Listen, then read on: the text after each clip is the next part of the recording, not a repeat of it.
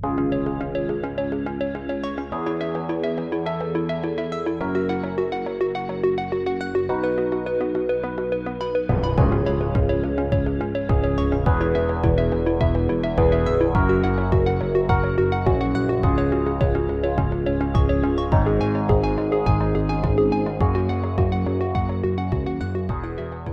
everyone and welcome to Film Foundations, the collaborative show between Weirding Way Media and someone's favorite productions. I am your co-host, Chris Dashew, all the way from Weirding Way Media and the Culture Cast. And I'm your other co-host, Ryan Verrill from the Disconnected and Someone's Favorite Productions. On this show, we ask and answer 4 questions about a given topic that is either surrounding actors, directors, franchises, or microgenres. In this case today, if you clicked on this episode, then you know it is a director. However, you may not know the gentleman that we are joined by this evening on this episode. He is a friend of mine that I've known for a very long time, but we haven't talked in a whole longer time than that, essentially because of the pandemic and, you doing the movie thing.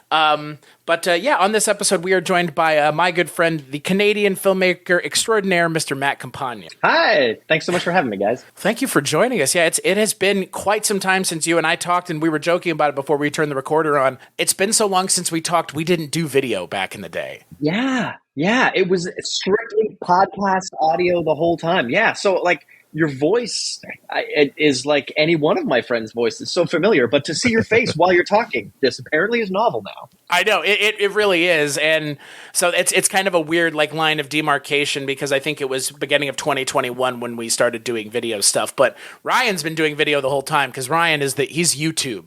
He is the YouTube, as they would say. Before we get into Robert Rodriguez, which is the director we're talking about on this episode, and we ask you why, Matt, tell our audience a little bit about yourself and the things that you get up to on a daily basis. Sure. Well, I basically make films by myself sometimes. And occasionally my partner, Melissa, who is working her way up the stairs right now, works on those films with me as well. And I love making films with tight little teams. I can write, I can direct, I can run the camera, I can edit, and I like to do the sales as well. So it's a weird combination of right brain, left brain, and now I also do the film financing as well. So sort of soup to nuts, I make movies. And it kind of makes sense when you think about Robert Rodriguez being a favorite of mine because he's very much a do every job himself kind of guy. One of my favorite books, I put it in one of my movies illegally. There's a guy reading it in the post-apocalypse. So Robert Rodriguez survives, and his knowledge makes it into the end of time. Thank goodness. So you feel as one might say, you feel a little bit of a personal connection to our subject of this episode, is what you're saying. Oh yeah, Rebel Without a Crew is my Bible. That's him being able to do what he did is the only reason I was able to make a $10,000 Western and sell it in a $250,000 bidding war. He is foundational to my career. And I basically just tried to follow in his footsteps as best I could. So since we've opened the box, let's tear the fucker right open. Matt, tell us a little bit more about why we are going to be embarking down the road of Spy Kids' own Robert Rodriguez. I mean, look, he's made 5 Spy Kids movies. I mean, it's crazy. It's insanity. Well, the man has an oeuvre, to say the least. Chapters and certainly quadrants to the work he does. And I feel like he's made some 4-quadrant movies, but a lot of them are going after a specific audience. And I feel like watching a filmmaker like him grow into the basically media tycoon he's become has been a fascinating trajectory because, he went from one-man band to a tour to really diversifying to becoming a broadcaster to running essentially an entire empire. And to me, that's a hell of a trajectory. That's like Lucas levels of trajectory. And, the guy's a young man compared to George Lucas. Well, and I think also to your point, similarly to someone that we talked about on a previous episode of this show, Kevin Smith. I mean, Robert Rodriguez is a filmmaker of a certain time, of a certain place. And I'm not saying you can't do that now, but it's becoming different to enter the industry now than, I mean, he was having to get into the industry similarly to yourself at a time where there were only still specific inroads. And I mean, like yourself, Robert Rodriguez, Tarantino, Kevin Smith, making their own roads to travel down as opposed to traveling down other people's roads, which is not easy. Yeah. And, you look at someone like Tarantino, who needs a whole team to make a movie. You look at someone like Kevin Smith, who needs a smaller team. But then you look at Rodriguez, who needs no team at all. And it's a fascinating winnowing down of your crew to the point that if you are not an everyman, if you can't do every job, you can't make that movie. Right. Which is a bit like being a chef. If you look at your entire line of chefs and you can replace any one of them because you can do all their jobs, you understand their jobs. And it also means if someone sucks, you can get rid of them and the ship still, can continue. So there's a kind of autonomy and freedom that comes from being that kind of filmmaker where you could fire the sound guy and run it if you need to. It's a special kind of understanding that not all directors have of the entire production process. And it makes for a super inspiring story. I mean, all of this came from literally a $7,000 budget film, and now he is running a media empire. Like that, that doesn't really happen just by snapping your thumb. No. Well, the funny thing about that is that $7,000 is his literal blood. He sold his plasma in order to have the $7,000 to make the film. So his career is literally blood, sweat, and tears in a way that, in Canada, you're not allowed to sell blood. So I had to find other ways. You can only give it away for free. How social is that? Here, take it, please. Who wants some? Please, come get it from me. So before we dive into the 4 questions, as we tend to do, Matt, any history on Robert Rodriguez that you think is pertinent to share with the audience before we dive directly into his filmography holistically? I mean, the interesting thing about his filmography is his history is so baked into it. You can see when he has no budget because the film is that no-budget film. And you can see when he's given a bit more money and trusted. And then you can see when he has kids because he starts to make films that appeal to them. And then he starts to work with his own kids. And so you can really see the history of the man in the work. And I think as we talk about his work, it'll very much come out. So, Ryan, anything you want to add to Robert Rodriguez before we dive directly into the questions? Other than if you've never seen a Robert Rodriguez film, you are sorely missing out. And that's why we are here to sort of inspire that flame in you to go check some of these out because, man, he has a varied filmography that I'm stoked to be able to talk about today. Yeah, I'm more excited to do this episode than I ever would be to do the kind of flip side of the coin, which is the Tarantino episode. Because for Robert Rodriguez, there's a high possibility we don't have the same answers. For Tarantino, there's a high possibility we would all have like 1 or 2 of the same answers. So that's the other thing. I mean, Robert Rodriguez, for as much as he has worked with Tarantino, he has kind of set himself up to be kind of the anti-Tarantino. Because Tarantino would never make a kid's movie. He would never stoop to that level is probably the way he would look at it. I'm assuming not to think that he's that guy, but like he kind of sort of is. And that's, I don't know, Robert Rodriguez always strikes me as kind of Tarantino without the pretentiousness of it. Like, I don't know, like less pretentious Tarantino, which I vibe with more than Tarantino because, again, I don't know, something about Rodriguez and the Rebel Without a Crew and bootstrapping, and I'm not saying Tarantino didn't, but I don't know. I find But Tarantino didn't. But he did. Not like Rob. Yeah, not like Rob. Yeah. So let's just get into it then, Matt. I will kick it to you first. What do you consider to be a foundational title for Robert Rodriguez? I consider a foundational title of Robert Rodriguez to be Sin City. And one of the reasons for this is because not only is it groundbreaking, not only is it visually like nothing else, not only is it the time that he was willing and able to shoot 2 actors at 2 different times in 2 different time zones a year apart to complete a scene, but he resigned from the Directors Guild of America because they wouldn't let him co-direct with Frank Miller. And to me, the foundational thing here is that the man will put it all on the line to do what he thinks is right. And he wanted a co-directing credit with the man who invented Sin City. And he was like, fine, then take my Directors Guild card. I need to make this movie more than I need to be a part of your club. And he was willing to do that in order to make this film. And to me, the film, the process, the workflow, and the integrity that goes into that, to me, tells you everything you need to know about who Robert Rodriguez is. What do you think of that? What do you think, Ryan? How do you feel about Sin City? I know we were talking about that a little bit yesterday as a Robert Rodriguez thing, but what are your thoughts on Sin City? I adore this, and funny enough, we said we may not have the same answers. This is what I think is the perfect entry point, primarily because he has directed so many genres, but this film kind of is all of those genres in one. You can make an argument that this is a straight horror movie. You can make the argument this is a straight action movie. You can make the argument that this is a straight crime thriller.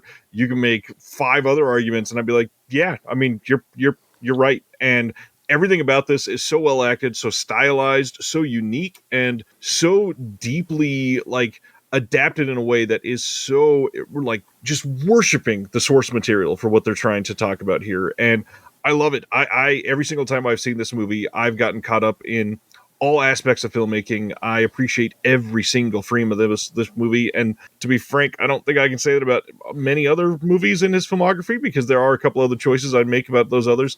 But this is, in my opinion, his perfect film. I think the thing that always strikes me about Sin City is the fact that he adapted it 1-to-1, that he was making sure to recreate the comic book panels, which I don't think anybody else has really availed themselves to do. I mean, for a whole host of reasons. I mean, there's plenty of reasons why you would do it, just as much on the other hand, there's plenty of reasons why you would not do it, because it's insanely restrictive and it's a lot of work. But to your point, Matt, like, I think Sin City, stands alone in terms of comic book adaptations, because there's really nothing else like it. Even the second movie isn't anything like it. Like, yeah. It's such its own thing. And to your point about, Rodriguez walking the walk and talking the talk, I mean, I was aware about the thing with Frank Miller, as I'm sure the rest of us are, and like that's a big deal. Like, you really have to, like, I think, like, it has to be hammered home. Like, that is a big thing to turn down the Directors Guild, like, and say, like, yeah, that's your union. Directors work their lives to get into the DGA. And for him to just say, I need to do this more than I need this union that I've struggled to be a part of forever. And, that's not an easy thing to get back into after you've made that choice. Right. Oh, totally. Well, and that's the other thing. I mean, like you mentioned, Matt, Rodriguez really does, I think, continue to be a good steward of making independent film, even as a quote, big name director. And that's the thing. Is Robert Rodriguez a big name director? I guess. Think when you direct Star Wars episodes, you're not small. But if you're directing a Star Wars movie, right, there's a difference. Yeah, there's a line of delineation there where it's like, okay, like, and that's the thing. Like, I mean, people know Tarantino is my point. Like, I'm not saying people don't know Robert Rodriguez, but he is just like one little dial down from Tarantino, just a little bit, in terms of like recognizability. I think part of the reason for that is that Rodriguez always puts the work first. Right. Tarantino puts Tarantino first because he knows he's only making 10 of these things. He's created this artificial scarcity. He's got, like, it's all very much, here's Tarantino's movie, not here's Inglourious Bastards. Right. So it's very much about Tarantino, whereas Rodriguez recedes into the background of some of the films he makes because it's not about him. It's about the fact that this is a great movie for kids. This is a wild adaptation of Frank Miller's work. Those are the things that matter to him more than it's a Robert Rodriguez joint. Right. He lets the work speak for itself, is what I've always felt with Robert Rodriguez. Yeah. Similarly to Kevin Smith, like, for as much shit as Kevin Smith gets, like, I feel like while he is a character, like, and he obviously does his, An Evening with Kevin Smith, he does also, like, the work is what's important. And I do appreciate that about a director because, I don't know. I feel like, and you as someone who makes film, obviously, I mean, preaching to the choir here, but the director is not the one to blame all the time anyways. The director doesn't deserve all the credit, and he doesn't deserve all the blame all the time. Like, there are cases where they would, but there are plenty of cases where you have to, like, spread the blame evenly. And I think with someone like a Tarantino, because of the way he carries himself, he wants it to be his problem, but he also wants it to be his success, which, like you mentioned, Matt, it allows him to take full credit for it. But, I would contend and concede that Tarantino, his editor who passed away, and now his movies aren't as good as they used to be because his editor isn't alive anymore. Like, Yeah, and I knew Tarantino was going to come up in this conversation because it's almost impossible to not. They bring made him a up. film together. Right. It's hard not to. Well, and also, I mean, in Rodriguez's third movie, Tarantino effectively plays one of the main characters for the first half of the movie. Yep. The closest we've ever seen Tarantino to being his real life persona on screen. And he's pretty great in it. He is. I mean, yeah, that and Little Nicky are definitely high watermarks for me with Tarantino. But Ryan, I'm curious, what is your foundational pick for Robert Rodriguez? Is it Sin City as well? It is Sin City. Yeah, that's why I said that. Yeah, it's everything about this. It is. Again, it's all genres that you could kind of hope for that he's touched on. The only thing that's not a part of this is a kid's film, but that would be weird. There are kids in Sin City, but not good things are happening to them, unfortunately. Yeah, this is a perfect movie, for sure. So I didn't pick Sin City. I kind of went, I wouldn't say the obvious route, but I went the route of the movie that I saw first. And what's funny is we recently did an Evil Dead episode, and I actually think that I kind of am going to say the same thing about this movie that I said about Evil Dead 2, which is Desperado is the movie you should watch, but El Mariachi is the movie that's important, because El Mariachi is the important movie that, like we've already alluded to, Robert Rodriguez made himself, and then Desperado is pretty much just El Mariachi, the requel. Similarly to the way Evil Dead 2 is pretty much just the requel to the first movie. It's just the same story, but with a budget and with Antonio Banderas and Salma Hayek and also Quentin Tarantino. I think Desperado is an amazing film. I think it has some great action scenes, and Antonio Banderas, like, this is like, look, we're still, able to say Antonio Banderas is still kicking around and an actor now, but he's amazing in Desperado. Oh yeah. It's probably my favorite thing he's ever done. Really? Yep. Over Puss in Boots? Yep. Wow. But it's not by much of a margin. But it's Yeah, Puss in Boots 3 is pretty good. it's amazing. Yeah. And so is Desperado, and I think for similar reasons, which is you have someone who is definitely tailoring the character to the actor, and Antonio Banderas is a perfect actor for the role of the titular, at least, mariachi in the first one. But I only picked it because I didn't think anyone else would pick it, because I think it's the obvious choice, and I know not everybody is always going to do the obvious on these episodes.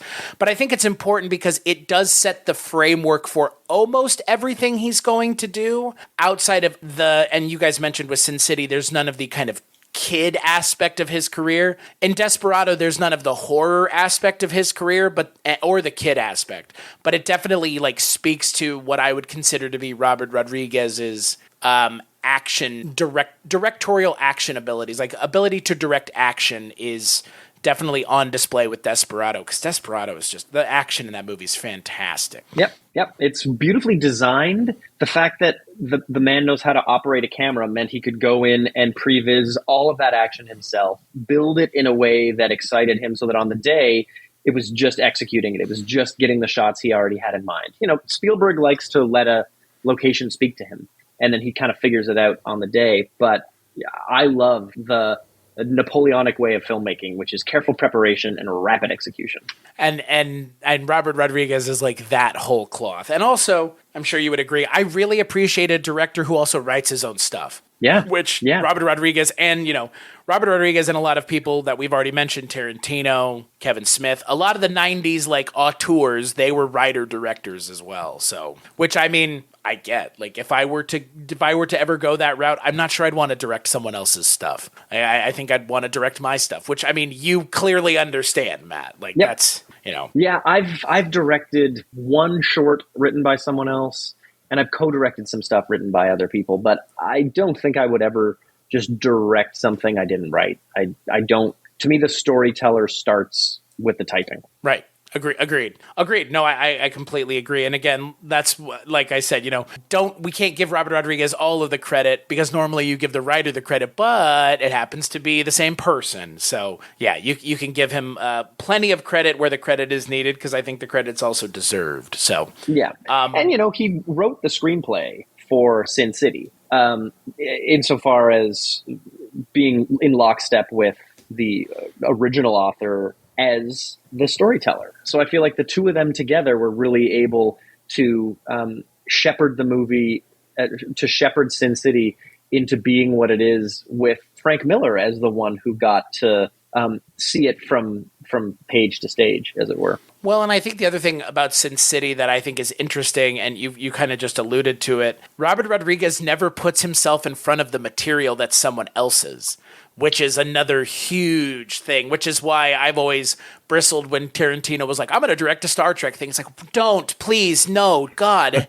don't, because you're going to put yourself in front of it. You're going to put that's why they never let anyone who was a big name director really direct a James Bond movie, because they didn't want their name to be before James Bond's name in the credits. That's, and you know, I see a lot of, like you've mentioned with Robert Rodriguez, he gets out of his own way, which in this industry is damn near impossible, because that's almost the expectation, frankly. Yeah, it's really rare for studio directors, people who are releasing like big theatrical films, to not make it into some kind of ego exercise. But he somehow manages to take a backseat to what matters, which is the movie. Yeah. So speaking of movies that matter, what would you, as our second question, what would you recommend as a lesser-known deep-cut film that would not be the best thing for someone to watch as their first Robert Rodriguez, but say they've already seen Sin City? Where would they go from there, Mr. Campagna? This is a twofold answer, because he made the same movie twice, and getting to see how he did it, paying for it with his own blood, and then how he did it when he actually had a budget, I would recommend watch El Mariachi and watch Desperado, in that order, so that you can see the way that this man grew from like rocketed from making it for $7,000 to making it for 30 mil, which at the time was, you know, enough money to make a nice little Meg Ryan rom-com. And he made a blistering action film with that money.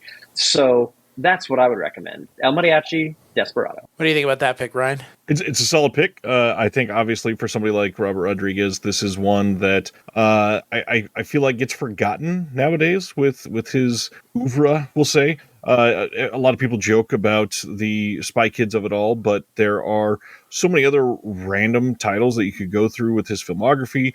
I am, very fond of many of them. I knew this was going to be somebody's pick, so I'd chose something else. But not only would I say these are important to watch, I would say you kind of have to read Rebel Without a Crew if this interests you. Not only is the stories of the films themselves super important, but hearing from his mouth, like, just go out and make the fucking movie. That's what is important. And again, the 90s are home to so many people that did that. You've got the Robert Rodriguez, the Kevin Smith, but then you have like the random tiny super indie people like Lloyd Kaufman, who literally has the book called Make Your Own Damn Movie. And you've got all of these people that were scrounging to get credit cards that they could max out, or sell their plasma, or get loans from family that they would pay off eventually while making giant hits, which are huge, and they pay their family back and then more. It's crazy to hear what they can get done. And then after all that, to be alive in 2024, when we're all walking around with 4K cameras in our pockets, where you can literally make your own damn movie. And reading that book now is a completely different tone from just seeing what El Mariachi could have been in the 90s, because now you have no excuse. You have every capability to go and make your own damn movie. Yes, back then he had to shoot the thing and then record the audio afterwards because his camera was too loud. Like, the number of things he had to do to make El Mariachi happen is mind-boggling. And now there's no barrier to entry. You just shoot with this. Yeah. Easy. Well, and that's the funny thing. I mean, you kind of mentioned it, Ryan. Like, when we think about, filmmaking now, like, it has been democratized so heavily by the usage of cell phones that there is no excuse. I mean, just go do the fucking thing. That's what I say all the time. Just do the fucking thing. We're doing the fucking thing right now. And if you can't bring yourself to even do the initial thing, there's no way you're going to be able to get any further into it. But now, making the movie is the easy part. Yeah, right. You got to get it out there. You got to promote it. I just did a Atlantic to Pacific tour of a movie because that's how you got to reach an audience. You go into the audience's homes, basically, into their theaters from sea to shining sea. Making the movie, you do that part. You kind of give that away for free. You got to get people to see the movie. That's where the hard work is now. Yeah, I completely agree. So Ryan, what is your answer? Did you give one, or is Rebel or Filmmaker Without a Cause is yours? No, I did not give one. I was just waiting, but in all reality here, I struggled mightily to choose between two of them, and I have to kind of fight with myself to choose one right this second. But all right. I'm going to go with The Faculty, primarily because I know myself, I always forget somehow that this was a Robert Rodriguez film, and it could just be because it's one of the shinier Robert Rodriguez movies. It's one of those ones that got polished like crazy. The cast is still amazing. The story is super fun. If you break it down, it feels like a very Robert Rodriguez style movie. It feels like one of those, yeah, this is kind of a weird, fucked up storyline, and the fact that we have like Jon Stewart telling the story with Usher. Yeah, this is a weird movie. I love this movie, and I think that if you've never seen it, somehow it's ripe for rediscovery. It is a great time to look at it. It is this weird, fucked up horror movie that I can't really say much about other than the faculty at a high school are doing weird, random things, and we don't know why. So go into it about that blind if you've never seen it. The ending of this movie is insane. Yeah, that's a fantastic choice. And it's a script by Kevin Williamson, too. It's one of the few things that he did not write, but he has, and that's, what's funny is that the real big missed opportunity is Robert Rodriguez and Kevin Williamson never working together again. Because for me, The Faculty is similar to a lot of like the Wes Craven stuff from the 90s. And obviously the script is there, but Robert Rodriguez's sensibilities work within that world too. And it's kind of a shame that he never worked with Kevin Williamson again. Because, I mean, there's a universe where maybe it'll happen, but I think at this point we're more or less locked in with what we've got. Robert Rodriguez could have picked up and made a Scream movie after Wes Craven was done. Like, and it would have made perfect sense because, again, I agree with you, Ryan. The Faculty is a good pick. And I think when we were talking earlier this week, I was like, The Faculty. And you're like, oh, right, that is his movie. Like, just as recently as this week. The neat thing about The Faculty is that he did that right after being the second unit director on Mimic for Guillermo del Toro, which is a great opportunity to learn about visual effects because he at that point had, blown some stuff up and there was some keying involved, but most of the effects look so great in Desperado because they're usually real. The neat thing about Faculty is how much visual effect he leans into, and he's going to do that for the rest of his career in really interesting ways. And it was under the tutelage of, working with Guillermo del Toro on Mimic, which is one of the first ever CGI creatures in film. It's a really cool slice of film history and an important moment for Robert Rodriguez. Well, and that's the late 90s, early 2000s of it all, right? Like everybody's kind of in bed with each other, working with each other. I wouldn't be surprised if Joss Whedon popped his head into the room at one point. Because, I mean, again, like that, Joss Whedon was doing rewrites on stuff then and working with people. And so was Abrams, for that matter. Like, it's... Yeah, that kind of weird time and place where all these directors who are big deals now, and were technically big deals then too, but like they were making their bones, as it were. I'm curious if my answer is going to elicit a reaction from either one of y'all. So my answer is a movie that I think is often maligned, and I think fairly maligned, because I'm not sure it's necessarily a, quote, amazing film, unquote. But I saw it in theaters with my grandfather, and it made a very big impression on me. And the thing is, this was the first Robert Rodriguez movie I ever saw. So I saw Once Upon a Time in Mexico in the theaters. And it is a movie that works in spite of itself. Like, it has problems upon problems upon problems. The fact that it's barely an Antonio Banderas movie and it's more a Johnny Depp movie could be seen as a problem. It doesn't bother me, but 2003 Johnny Depp is a lot different than the Johnny Depp we're talking about in 2024. Yes. I mean, he's wild in Once Upon a Time in Mexico. I think it might be my favorite Johnny Depp performance because it's incredible. He's really good. And then like where the story takes him and his character, I think is kind of fun and kind of perverse. And I think Robert Rodriguez and Tarantino, I know Tarantino helped inspire a lot of the tone of this movie. And I actually think that for someone who's not a fan of Tarantino myself, I actually appreciate kind of what Rodriguez cops from him in this movie, because it really kind of leans into the weirdness of it all. Like, if this is Desperado 2 or El Mariachi 3, as it were, it is the weirdest of the three. Desperado is a shockingly straightforward movie. So is El Mariachi. Mm-hmm. This movie is insane. From Mickey Rourke showing up to, I mean, again, Johnny Depp having, horrible things done to him, even though he's a terrible character, to him saying, I'm going to skull fuck you, to Cheech Marin at one point. It's, again, I'm not saying it's a great movie, but it's an interesting movie, which I think for me is, in some respects, more important than it being, quote, a good movie, unquote. And it's important in Rodriguez's oeuvre because it's his first digitally shot film. Right.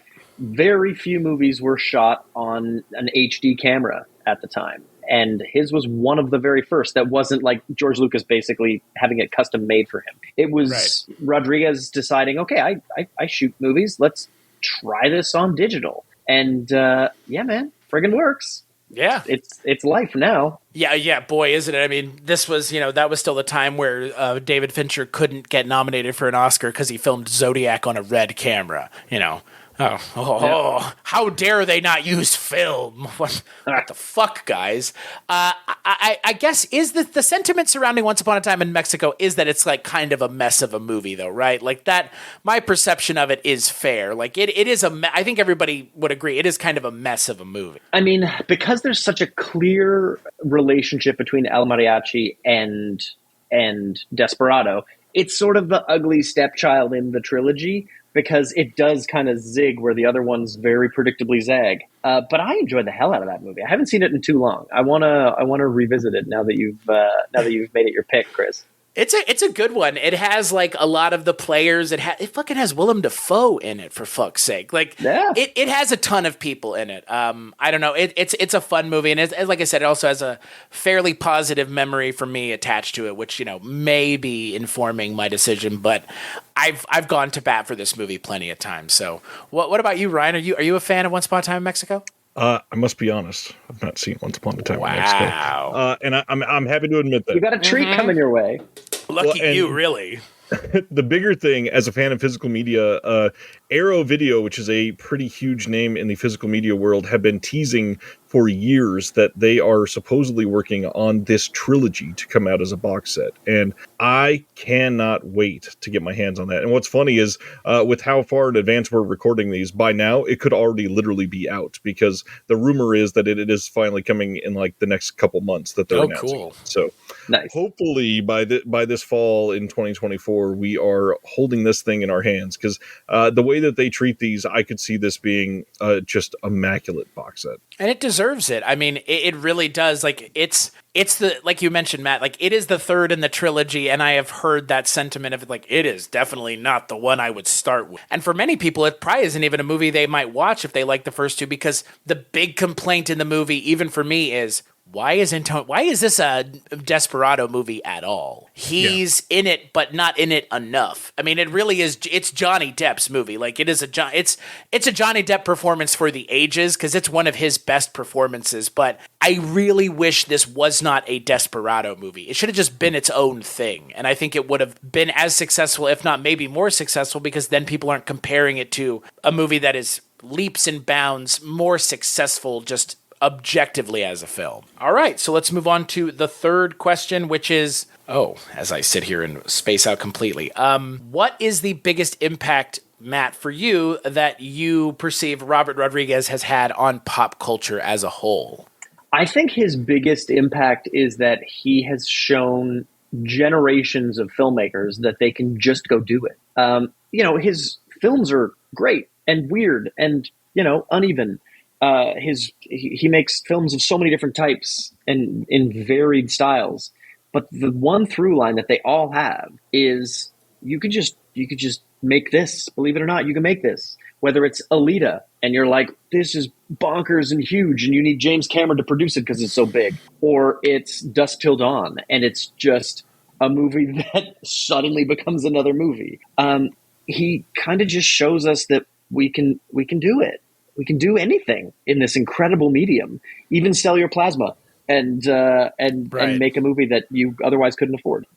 His biggest impact to me is that you can do that. You can go from being a maker of film to adapting to digital, to using that to make movies like Sin City in a way a movie had never been made before. His ability to adapt and make it work is a thing that I don't think any other director in the mainstream has the same claim to fame as he does. For me, it always feels like he's interested in engaging in a direct dialogue with his audience. And he's not wanting to talk down to the audience in doing that. And so many directors, like, I always kind of feel like they're maybe, even if it's not intentional, just like ever so slightly talking down to you as an audience. And I've never really perceived that with Robert Rodriguez. He always feels like a good steward of being a filmmaker. And especially one who, to your point, Matt, has been able to kind of navigate a lot of uncertainty in the industry. Because again, like you mentioned, he was ahead of the curve with digital, which was not the thing that anybody else was doing in 2003, like at all. Yeah. Which, I mean, again, I think for Robert Rodriguez, he's also has a little bit of that James Cameron dog in him where it's like pushing the envelope, making sure that like, oh, I'm making stuff with the technology that everybody is using. Like Alita Battle Angel is... It kind of came out at the wrong time. If it had come out like 2 or 3 years earlier, I think it would have been a bigger deal at the height of the CGI of it all. But I mean, for what it is, it's an impressive movie. Technically impressive. Oh my God. Hugely impressive. But again, you wouldn't expect that's coming from the guy who directed El Mariachi. No, or the guy who directed Shark Boy and Lava Girl. Like you at first you don't see it. And then you sit there and you realize, oh shit, no, those are all the same tools. Sin City, Shark Boy and Lava Girl, Alita. There's a line that you can stand back and see. But at first, it doesn't seem obvious. And I love that about Rodriguez, that he's willing to just go to all the different quadrants and sometimes do something for everyone. And sometimes really alienate the Desperado audience by making Shark Boy and Lava Girl. Which is still hilarious. I mean... Yeah. Before Chris and I answer, now that you've brought up Shark Boy and Lava Girl, I would love to hear your take on the whole Spy Kids of it all. How do you feel about Spy Kids? You know, the thing I love about it is that the bare knuckle single man who's making a movie by himself grows up a bit, has kids, and then wants to make movies for them. And to me, that's endearing as hell. I think that's super cool. I don't have kids myself. I don't know if I'll ever have kids that I'm looking after, but I'm currently entertaining a pitch for a kids program that I would help produce because I think it's important. And anyone who would see that would look at it and be like, well, that's not a Matt Campagna joint. Well, you know, philosophy and integrity are sometimes the through line, and sometimes it's just creativity and fun. Well, and the Spy Kids movies are essentially James Bond movies for kids. Like, that's what they are, which is, again, like, I have to applaud Robert Rodriguez similarly to Spielberg. I mean, he has that Spielberg dog in him, too, which is, oh, you're not going to let me do the fucking thing? Well, I'll just do my own then. I mean, that's what Indiana Jones was for Spielberg because they wouldn't let him do a James Bond movie. So I was like, I'll just do Indiana Jones instead. Not that I'm saying they never would have given Robert Rodriguez the mantle to do a James Bond movie. If they were going to do it, it would have been in the late 90s, early 2000s. I mean, I could have seen a Robert Rodriguez James Bond movie coming out after World Is Not Enough, but before Die Another Day, in terms of like that time and place. But we never got it, but we got the next best thing, which is him directing 5 Spy Kids movies. And to your point, Matt, it's how endearing is it to make movies for your kids and then at one point down the road, your kid will be making the movies you were making for him with you. Like, yeah. That bit is wild. It's so cool that he's working with his kids. Yeah. And you know, like we see athletes, you know, LeBron James talking about, I'm going to stay in the league until I can play basketball with my son. Like, this is that equivalent for Robert Rodriguez, which is crazy to me. Even if you hate the Spy Kids movies, which again, I don't know why anyone would feel so strongly about Spy Kids. At least what did they ever do to you? Right. But I really appreciate the fact that Robert Rodriguez has like very little ego about him, because someone with no ego makes Spy Kids. Like, you're just like, fuck it, I'm just going to make a movie for my kids. Who cares? And he is so smart that he uses a children's movie to experiment with technology that he's going to use on other bigger, more expensive movies where people are going to be more discerning about it. It's a very George Lucas move. It's like the special edition when he was like, yeah, let's see if I can make the prequels by re-releasing these movies that people already love with some tweaks. I'm going to learn about stuff and make money while I'm doing it, hire people, and I basically get to have my proof of concept turn a profit. It's brilliant. And on top of everything else, look at the people that are in the Spy Kids movies. I mean... Right? Well, he has like a who's who of either Robert Rodriguez's past collaborators or people he would work with continuously afterwards, and or just some of the best character actors like that we have ever seen. Tony Shalhoub, Cheech Marin, Robert Patrick, Danny Trejo, and that's just in the first movie. Alan Cumming, and then the further you get into the series, the more people he adds, just continuously adding more and more people. Yeah, it's Spy Kids might be his magnum opus, as it were, in terms of for him, that might be his answer to this question. Spy Kids, obviously, yeah, because I was able to. Because he's able to work with his son, which is insanity to me. Yeah, it's so cool. I think my answer, is similar to y'all's, which is we now can see that this guy just does the fucking thing, and everyone else can also do the fucking thing. And like you mentioned, Ryan, there's no excuse now. Everybody has way better technology than Robert Rodriguez could have ever dreamed about having when he was creating El Mariachi, which is now in the Library of Congress, by the way. It's been put in the Library of Congress forever. That's how important well deserved. Yeah. That's how you get Latino blood into the halls of power. You are that important. Yeah. And that's the other thing. One of the things that we haven't mentioned, but I think we'd be remiss if we didn't, is the DVD extras that Robert Rodriguez includes, which is, him making food and teaching you how to cook, which for me, is still one of the weirdest things that you could put on a DVD special features, but it's not, because he did it 3 times. And he's so endearing in those, I forget what they're called, but they have a specific name that he calls them in his special features. But I don't know, anyone else and I might have been you're kind of, okay. But Robert Rodriguez is just so damn charming. You're okay, sure. I'll sit and watch. Now I know how to make tortillas. Yeah, or breakfast tacos. Or I want to say on the Once Upon a Time in Mexico DVD, I only know because I ended up having my mom and I make the recipe, was for cochinita pibil, which is the pork cooked in the banana leaves that Johnny Depp kills the chef over, which I still order to this day anytime I see it on a menu at a restaurant. Okay, I'll take that then. I'm not going to go kill the chef if it's good, but yeah, to your point, that is impact, 100%. I think of Johnny Depp walking up, eating the food off the table, and then walking back and shooting the guy in the kitchen. I'm that's that. I order that because I see it because of fucking Once Upon a Time in Mexico, which is crazy. But I would have to agree with y'all. I think Robert Rodriguez's ultimate impact is showing that you can do it. Even if you never actually go out and do it, you know that you have the capabilities, and there's nothing stopping you now. That's for sure. And it's cool that as a filmmaker, and as cool as his films are, the most important impact is the filmmaker.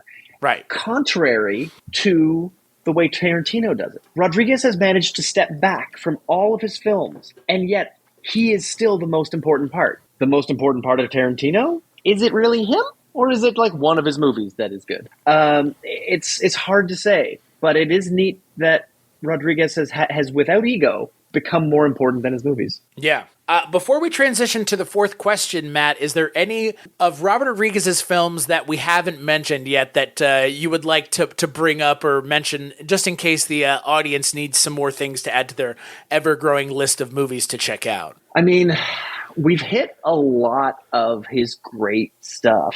And because so many of his films are a part of a group, we've managed to put the Spy Kids in one area. We've managed to talk about the Mariachi trilogy. And his Sin City, the world of Sin City exists because of him on film as well. I feel like we've covered, and we even touched on Alita, which to me is one of the absolutely most mind-boggling cool things he's ever put to film. I think we've done a pretty good job of covering all the stuff. Oh, from dusk till motherfucking dawn. Whoa. Okay.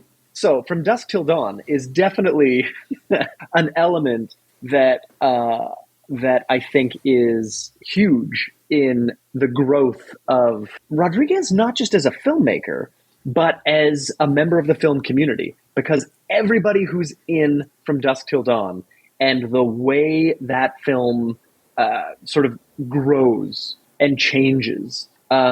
That movie, I think, is something that if you haven't seen and don't know much about, dive in knowing nothing about it, because it will be such a ride all the way down to the last frame of the movie. It's such a ride. I kind of wish I had answered From Dusk Till Dawn, but I couldn't bring myself to do it because I do understand that tonal whiplash for some people might be a bit much. but I love it. Like, it doesn't bother me at all. It's so great. With the people in my Discord, we do a monthly watch along, and we had about 6 months ago, everybody voted for From Dusk Till Dawn, and about half in the group had never seen it. I was like, first off, how? And then second off, let's go. And so we're in here, and the moment happens where it is a different movie, and everybody's like, what? What is, like, they didn't even know that it was coming, and it was one of the most fun experiences. Yes, that's great.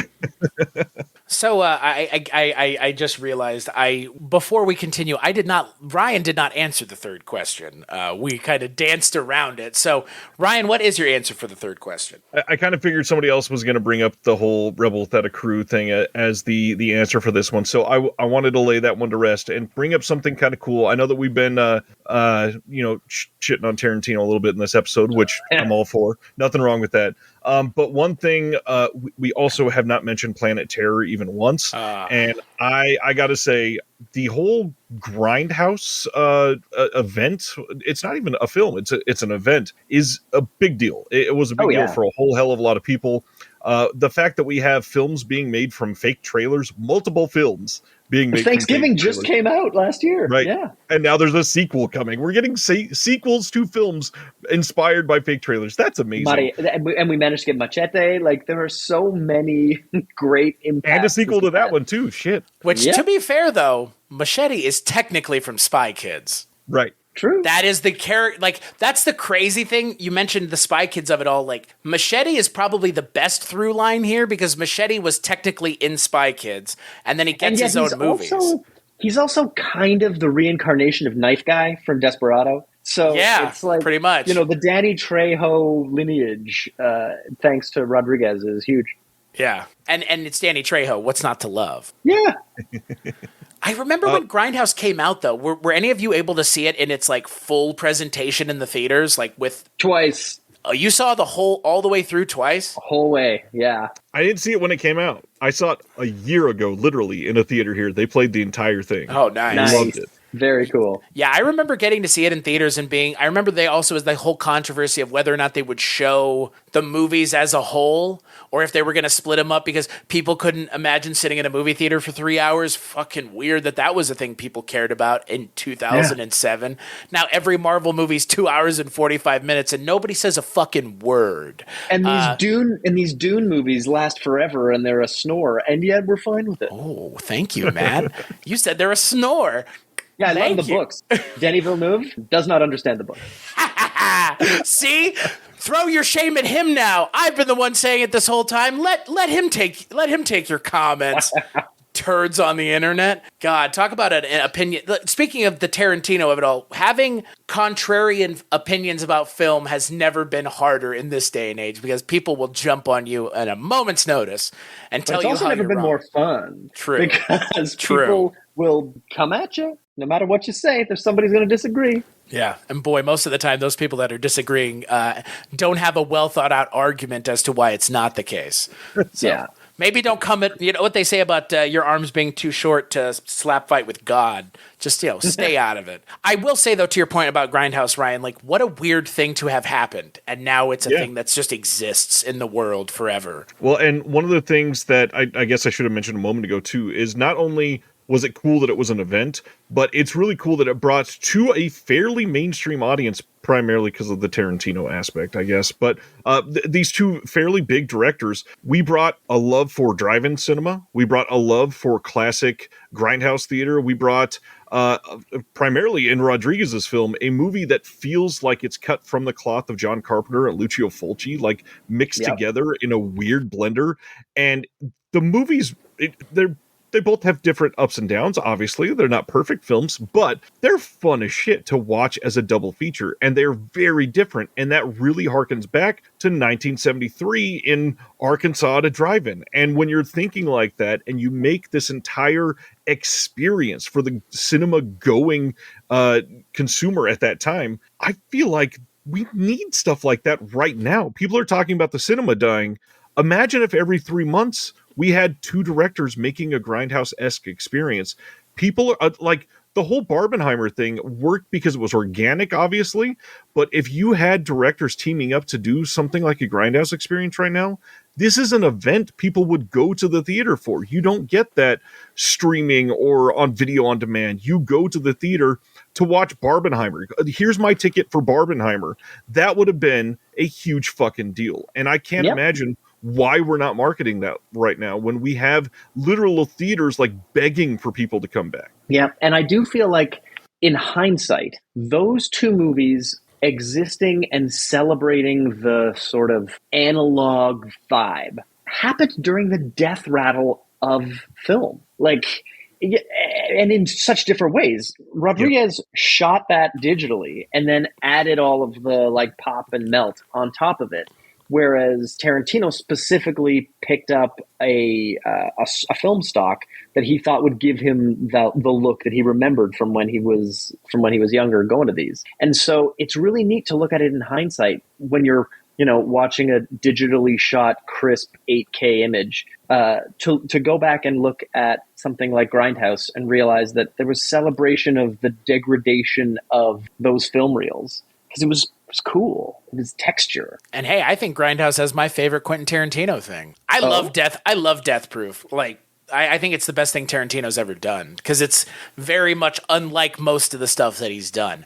Planet Terror, though, works perfectly in Robert Rodriguez's kind of body of work. But to your point, Ryan, like, wouldn't that would be such a great thing? Like, I don't know why they're not doing it. Well, I do know why they're not doing it because of the egos. Because somehow Tarantino and Rodriguez were able to work together to make a movie. And on top of everything else, Planet Terror showed first. It wasn't Death Proof that showed first. It was Planet Terror that showed first, which I can't tell if that was intentional because they thought people would be bored by Death Proof, which I would totally understand because parts of that drag. Or is it, or I don't know what it is. I'm surprised. I always am surprised that Tarantino allowed himself to be second billed on a movie. I think it's because the choice to put them out in that order meant people would stick around for the Tarantino film. Yep. Yeah. They find out that they're disappointed later. But right, yeah, I get being disappointed, but the other thing is like, Machete, Hobo with the Shotgun, and Thanksgiving, all real movies, real. Two of them have sequels now too, because Machete has a sequel too, Machete Kills, which you'll notice none of us brought that up because I don't know, Machete 1 was fine, but I don't think I needed a Machete 2, Machete in space with like it was. Doesn't he go to space? Isn't that Machete 2? Or am I Joe? I don't think so. Okay, because I could have sworn he goes to space in that movie, but I mean, again, it's a solid pitch for Machete 3. I mean, Danny Trejo's still kicking around. He'll do it somehow. I was looking at his list of things, trying to figure out if there's anything else to mention. Hypnotic is another thing that kind of stands out as a weird thing, which is what he released with Ben Affleck last year in 2023, which I don't know who saw it or who it was for. It just kind of came out and then, I don't know. He also, just before the pandemic, did an immersive VR feature film starring Michelle Rodriguez that, if you don't have a VR helmet or a VR arcade in 2019, I don't know how anyone would have seen it. But it made me really want to somehow track that down because I hadn't even heard of it because I didn't frequent the VR arcade. Well, speaking of pushing the envelope on creation of things, I think we'd also be remiss before we go into the fourth question to mention the movie that is going to supposedly come out in 2115. Which was the 100 Years movie that he made with Malkovich, which was like the weirdest publicity stunt. It's a wild idea. What a flex! But it's like, was it Wu-Tang that made a entire album and made only one copy of it and then sold it to some piece of shit in Pharma dickhead? Yeah, Martin Scarelli. Yeah. So I feel like there's always a market for weirdness. Prince has albums and albums and albums locked away that were specifically designed to be released slowly so his children have money forever. Well, I mean, speaking of Kevin Smith again, Kevin Smith has a movie that we're still not convinced is real with Kilroy was here, that NFT movie that you can't find anywhere that people supposedly have seen that have said it's fine, but can't find it. So what's the point in even mentioning it? We're in a weird time for film distribution, that's for sure. Yeah. You mean you're not distributing at Highball movies 100 years from now? You can watch it 100 years from now. With the post-production process of some of my films, it feels like it, because some of the films that I shot at the beginning of the pandemic were all like one person at a time on green screen, very Sin City. And, years of stitching those movies together and painting in beautiful backgrounds and building, a post-apocalyptic wasteland that you just can't find out in the real world. So the pandemic really got me some pretty cool tools. And clearly patterning it off of what Robert Rodriguez was doing, which is, 100%. Yeah.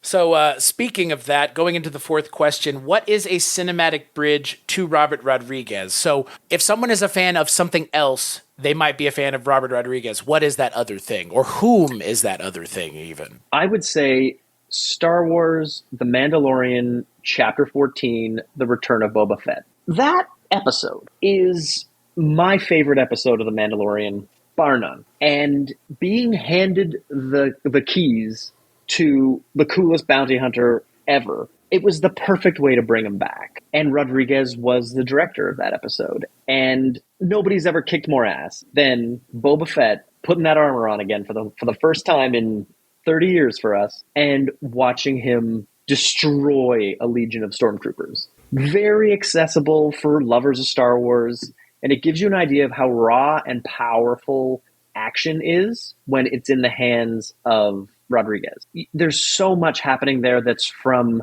Desperado, that's from Dusk Till Dawn. You get the reason why everyone was afraid of Boba Fett, because it's not like you ever saw it in the Star Wars films. But Rodriguez was up for the challenge to show why this guy is the most legendary badass in the galaxy and why Han Solo was afraid of him. And, the fact that they turned his show into something so philosophical is not for everybody. But that one episode of The Mandalorian, it's perfect. I stopped watching The Mandalorian before that. I watched that episode apparently. You got to get to 14. If you watch nothing else, watch Chapter 14. It's the 6th episode, I think, of season 2. Huh. Yeah, I always forget that he directed episodes of that show, but I'm glad that he's been brought into the Disney fold, even if it is just, minorly. Yeah, and he did the entire first season of the Book of Boba Fett. And it's one of my wife's favorite Star Wars shows because it's so thoughtful, which is absolutely not what anyone expected from a Boba Fett show. It's about indigeneity and identity, which is something you're going to get from a Latino filmmaker that you might not get from George Lucas, that you might not get from J.J. Abrams. When you throw the whitest guys in the room into a Boba Fett story, it's probably not going to explore the depths of ostracized identity politics. But it's really fascinating what happens in the Book of Boba Fett. Not for everybody, but I enjoyed it. It's a Western. Yeah, you're the only person I know who said it was positive. Everybody else I know is like, Boba Fett was boring and I didn't like it. Well, I think I can kind of get it now that you're explaining it the way you're explaining. I'm like, okay, now I know why the people who didn't like it didn't like it. Like, to be fair, Rodriguez set it up with the most ass-kicking, ball-busting, ridiculous action sequence in Chapter 14, and then went ahead and made a philosophy show. So, it's hard to make a Star Trek episode after watching a Star Wars movie. It's not going to get the same audience.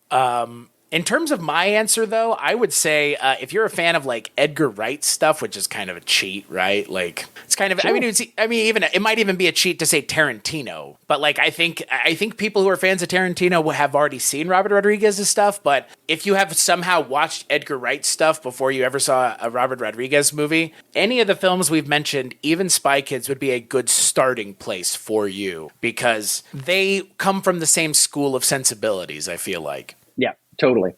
Good call. What about you, Ryan? I went down a similar path. Another one that you casually mentioned earlier in the episode, very similarly.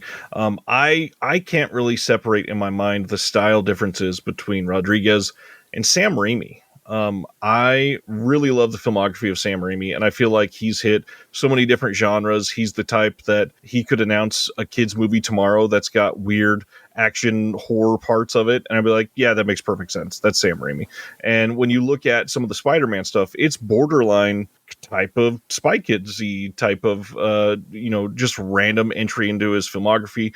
And he started with a low budget thing, taking loans from people. He started small town. He started just getting friends together, and he's kind of kept a lot of his same sensibilities throughout his career, just like Rodriguez. So I think if you're a diehard fan of Sam Raimi stuff, you'll probably like Robert Rodriguez. Is it weird that Robert Rodriguez hasn't worked in the MCU yet? Or is he's worked on Star Wars, so that's why he hasn't done MCU stuff? You can't cross those lines? I don't know. I think you can. It's just a matter of time. I mean, the number of actors who have gone from one to the other, it's really just a matter of time, I think. I hope so. I would love to see what a Star Wars film with Robert Rodriguez's sensibilities looked like. I mean, look, we've had this conversation plenty of other places, you and I specifically, Matt. And I think, since the kind of dust has settled from Star Wars, I think it has more or less been kind of confirmed that the best Star Wars stories that are being told have nothing to do with the Skywalkers at all. Even if it's just like a passing notion and a mention of them is all it is needed. But I would love to see Robert Rodriguez just do a bounty hunter movie, because who better, right? Like, who better to do that kind of film than Robert Rodriguez? Yeah, I feel like the character of Cad Bane would be so well explored by Rodriguez. Someone who's just a straight up Western villain. That would be fun. Yeah, and a Star Wars movie that is planet bound the entire film and they never leave. Like you said, a Western effectively, or a horror movie or something. Because that's the other thing that Star Wars, similar to the MCU, is kind of stagnated on, which is we're not going to do genre films in our space genre. And it's like, why? You can't do a Western in space. You can't do a horror movie in the MCU. Like, fuck. That's the only way these things are going to continue forward. It's not making them the way you were making them before, because people are kind of bored with that, so you got to do a little bit more. And funny enough, when Sam Raimi directed, I almost called it an episode, an issue basically of the MCU. The Multiverse of Madness was really cool. The first time there'd been like some signature, terrifying, weird shit in what is already like a phantasmagorical comic book. I feel like Sam Raimi understood the assignment with that particular film, and it does Scarlet Witch a bit dirty, but I think it works. I think that movie really works. A lot. Deservedly so. You got to make a villain that's interesting, and it's nice when you got one that's already had some movies and a TV show. That's fair. Yeah, it's kind of become a running joke on the show that we bring up the MCU every time, but when Robert Rodriguez has worked directly for the House of the Mouse, it's kind of impossible to bring it up. It is just surprising that he hasn't crossed over yet. Well, the MCU is also like the single most influential franchise in our lifetimes, probably. Star Wars being a possible exception depending on how old a person is, but I would say we've watched from the most successful independent film of Iron Man to owning the cinema. Like, you can't go up against an MCU movie. You just, It's suicide. And even now, while everyone's like, the MCU's dead, nobody counter programs a big movie against an MCU release, because it's suicide. Even now, when they're, quote, dead, unquote. Yeah. Yeah, I'm waiting for Deadpool and Wolverine. I think that's going to probably turn people around. Put some butts in the seats, as it were. Yep. Yeah, Robert Rodriguez was a interesting pick, Matt. I'm glad you picked him, though, because it's funny, the directors that we've done so far all are kind of similar. Like, we've done Edgar Wright, we've done Kevin Smith, we've done Peter Jackson. Like, I would contend any of those people that I just mentioned could have been mentioned for the fourth answer here. Like, if you like Peter Jackson's stuff, you'll probably like Robert Rodriguez. But I think that's all because of that same, like, guerrilla filmmaker. They got that dog in them, as it were. Like, we're just going to fucking do the thing, and fuck it. We're not going to let barriers to entry stop us. Yeah, and I love how often you see, like, Hot Fuzz has a special thank you to Robert Rodriguez. And then it's just like Baby Driver has a special thank you. The way these guys live in each other's worlds and orbit is so cool, because there's nothing about these guys that should have had them cross paths except for film. Like, Edgar Wright and Robert Rodriguez have no business being in the same room from their backgrounds, their histories at all. But film brings them together. James Cameron, good Canadian boy. Why does he have anything to do with Robert Rodriguez? They both love Alita, match made in heaven. You've got all these really cool paths crossing because of, the beauty of the film community. Right, and being good stewards of it as well, which, like I said, I think Robert Rodriguez really, I think of anyone who is, the names we've mentioned, I think he's the one that I think of when it's like, this is the guy beating the drum for everybody to go do it. I'm not saying Peter Jackson and Edgar Wright don't, but they didn't write books about it. Like, Robert Rodriguez created essentially a handbook on how to make a movie and how to do it yourself. Like, yeah, nobody else has done that. I mean, Tarantino's written books about himself. I mean, of course. I mean, well, who else am I going to write books about? Me or the stuff I worked on? Like, it's his favorite topic. Yeah, boy, yeah, boy, isn't it?